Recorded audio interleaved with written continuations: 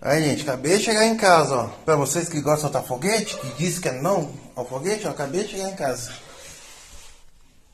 Olha lá onde minha cachorra tá, de medo do bolo do foguete, ó.